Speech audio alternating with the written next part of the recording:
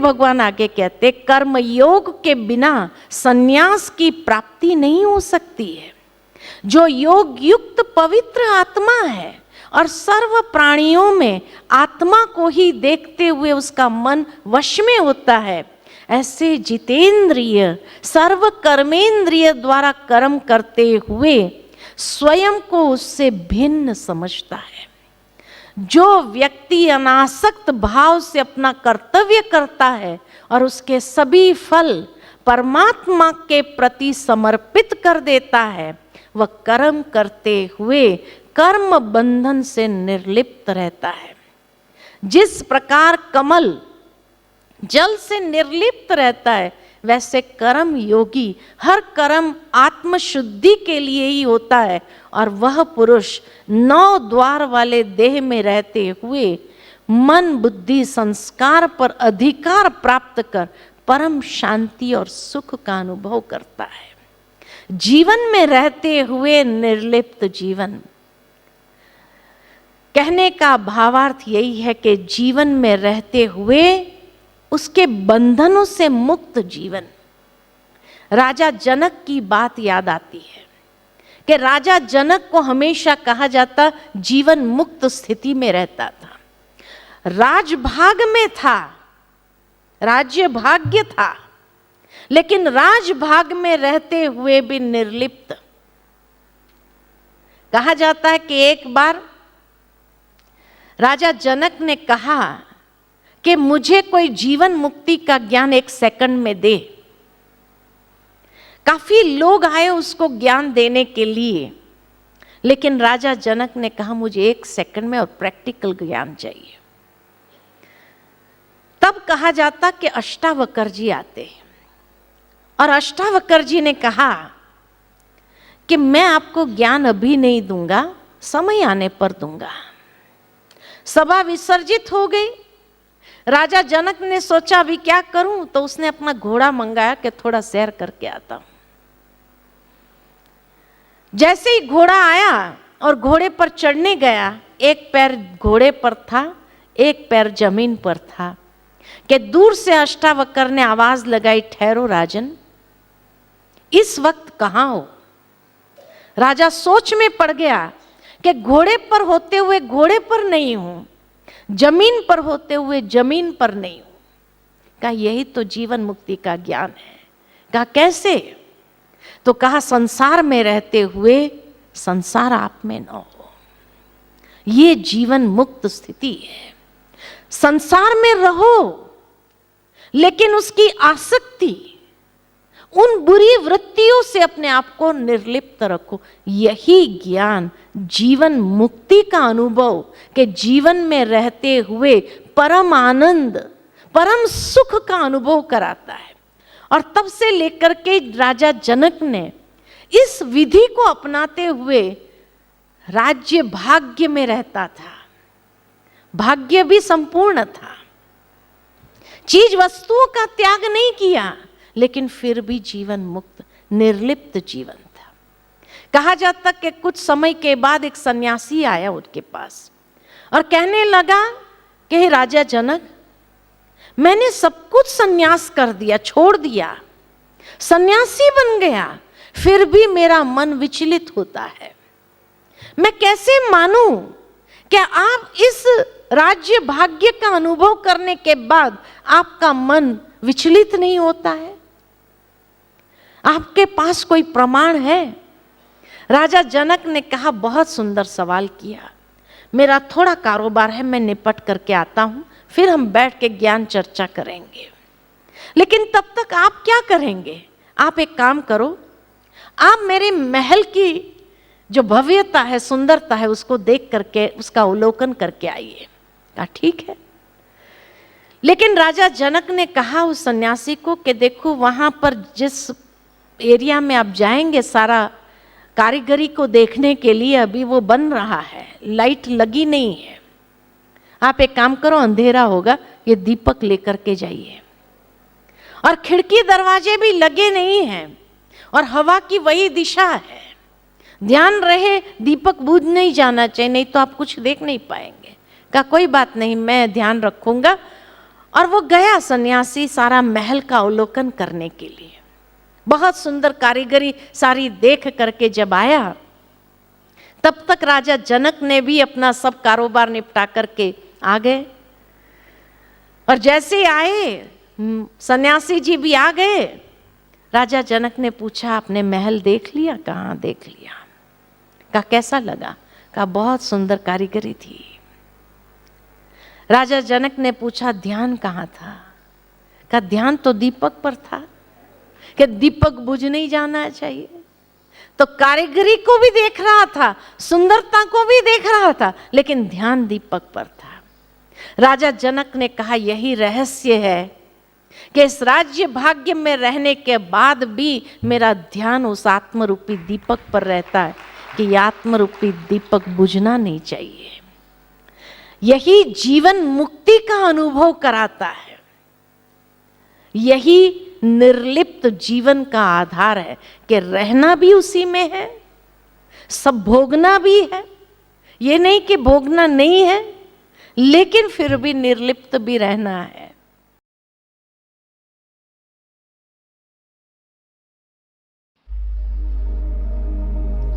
ओम शांति। नष्ट मोह समझते लग था, ये गीता ज्ञान का सार है तथा यही परम पिता परमात्मा शिव का आदेश भी है। मैं निश्चय बुद्धि विजयी आत्मा हूं। मेरी विजय निश्चित है।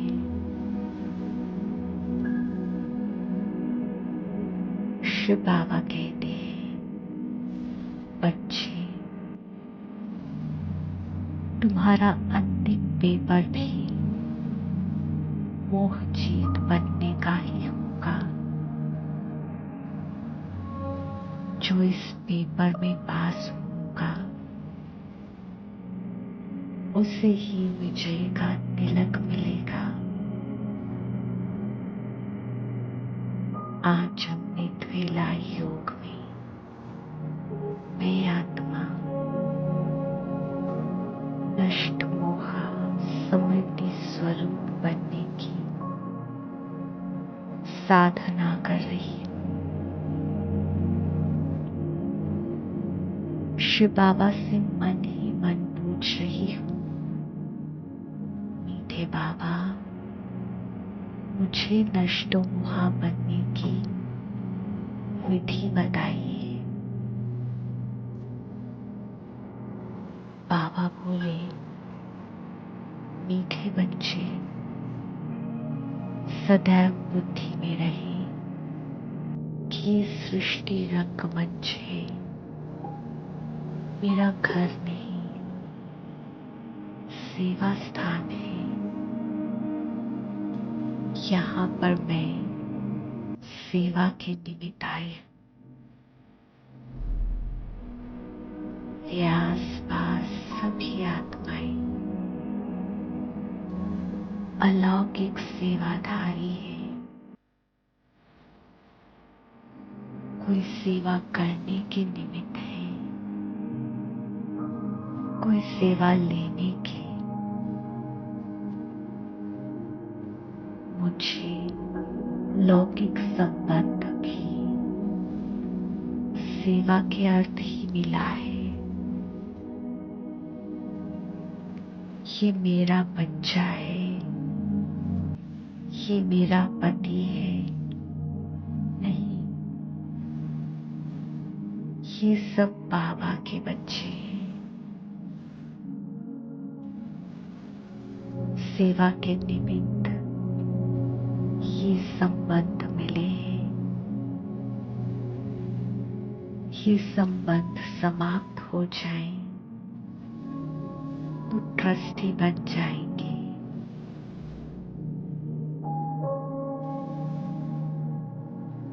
मैं ध्यान मग्न आत्मा शिव बाबा के अव्यक्त इशारे समझ पा रही है।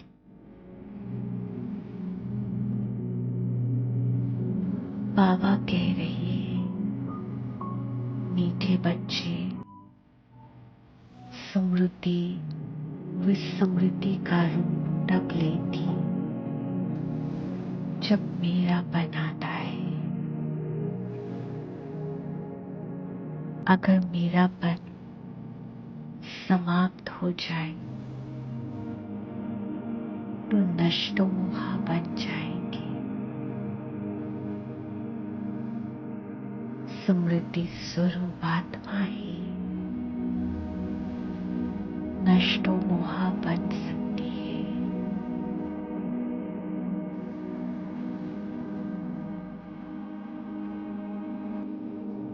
बाबा बोले, मीठे बच्चे, माताओं का सबसे बड़ा पेपर ही मोह का है। तुम्हें प्यार और मोह में अंतर समझना है। न्यारे और प्यारे बनकर घर परिवार को संभालना है। मोह अर्थात अत्यधिक लगाव, जो अत्यधिक क्षति पहुंचाता है।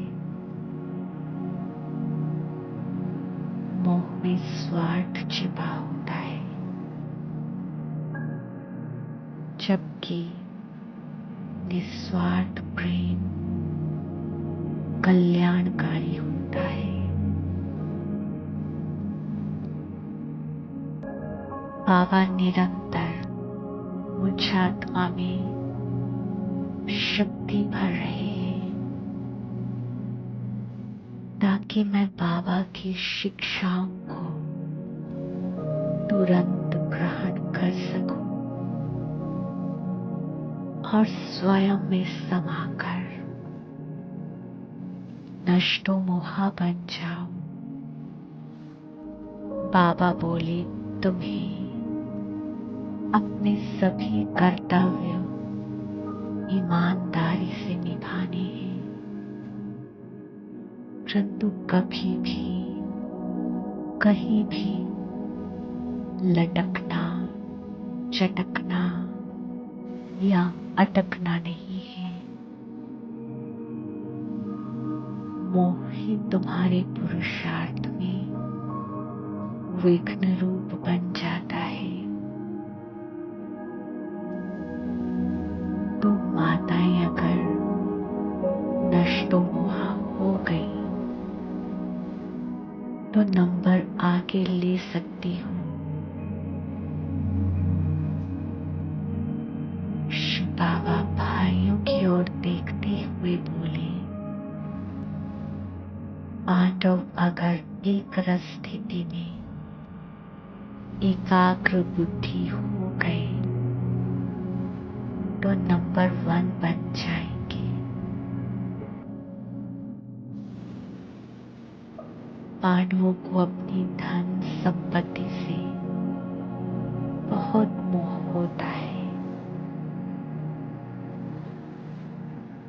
जिस व्यक्ति व वस्तु से मोह होगा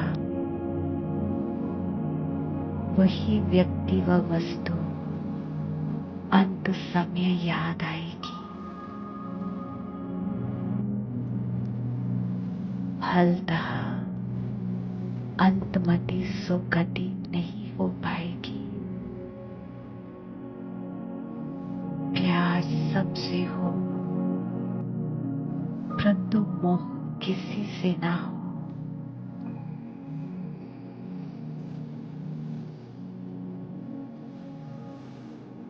सार रूप में शिव बाबा का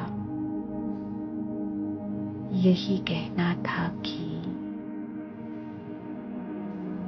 मोह मुक्त जीवन ही जीवन मुक्त